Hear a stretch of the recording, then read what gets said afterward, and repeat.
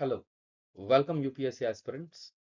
This lecture guides you through crafting a structured, impactful essay on gender equality and poverty.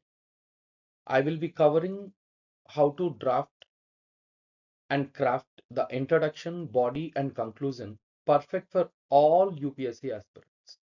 So let's dive in.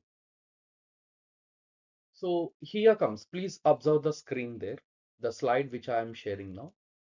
So let's start with the provided introduction. The introduction is clearly beginning with a powerful quote from Martin Luther King. Injustice anyway is a threat to justice everywhere. So this sets a moral tone showing that gender inequality and poverty are interconnected injustices. And then followed by the introduction itself with a small story. So the story tells about the Radha.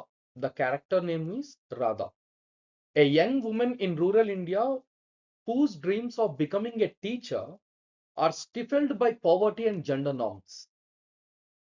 So this narrative humanizes the issue, making it relatable as according to the demand of the question.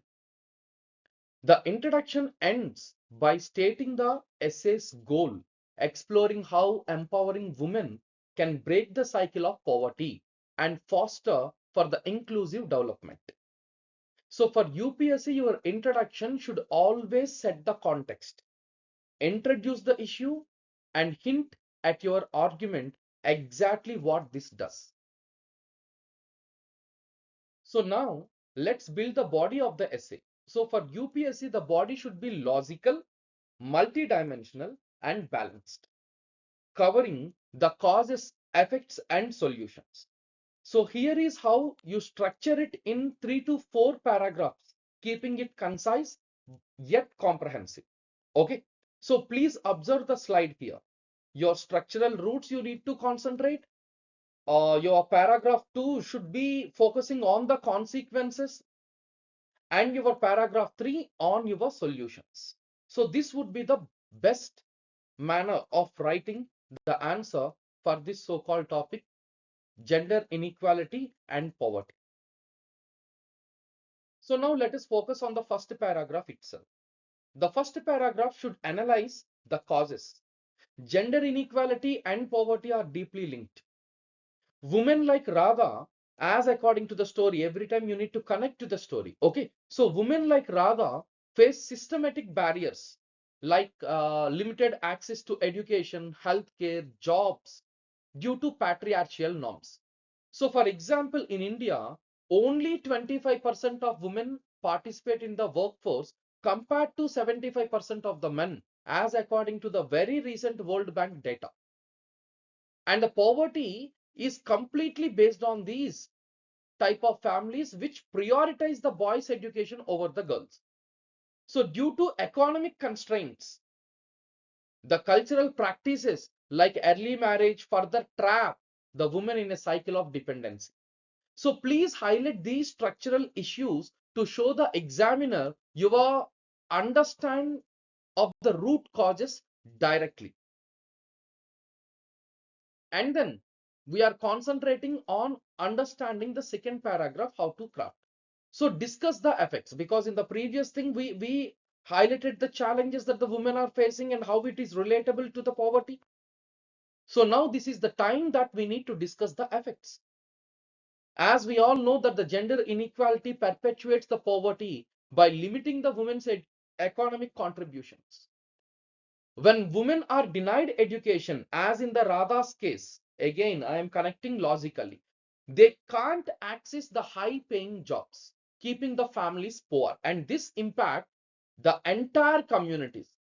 And you can quote a direct static data, the UN studies, which shows that empowering women could lift 150 million people out of poverty globally. Moreover, the gender disparities strain the healthcare and social systems, as women bear the burden of unpaid care work. And hence, in this paragraph, we are trying to show the examiner that you can connect the micro level stories to macro level impacts. And then moving forward, the third important paragraph, the final paragraph, propose the solutions. And what would be the proposal? Obviously, empowering the women is the key to break this cycle, right? And hence, education is a game changer. Especially the schemes like Beti Bachao, Beti Padhao promote girls' schooling, directly reducing the poverty. Economic empowerment like microfinance programs, which enables the women to start businesses as seen in the SHGs, self-help groups in India. Likewise, as at the level, the third level, we can say that the legal reforms, such as strict laws against the gender discrimination and the global initiatives like Sustainable Development Goal 5. Goal 5 is talking about gender equality. So you please do mention in a critical way. So tie this to India's policies framework, mention the UPSC relevant themes like inclusive growth and sustainable development, and this shows your ability to offer practical and forward-looking solutions, which is exactly the demand of the UPSC. Okay, and finally, let us conclude. So the provided conclusion wraps it up perfectly. In such a way, it calls for a transformative action to dismantle the barriers and foster the opportunities for women. It links to UPSC ethos like inclusive growth, social justice, and equity, showing your alignment with the exam's values. So it ends on a hopeful note, a prosperous, harmonious future where no one is left behind. So for UPSC, your conclusion should always reinforce your argument and leaving a lasting impression. So that's how you write a UPSC essay on this specific topic, gender equality and poverty. So strong introduction. Start with that. Build a logical body with causes, effects, and solutions, and end with an inspiring conclusion. So practice this structure with any topic, and you will ace the essay paper. Drop a comment with your essay doubts like this video if it helped, and subscribe for more UPSC tips.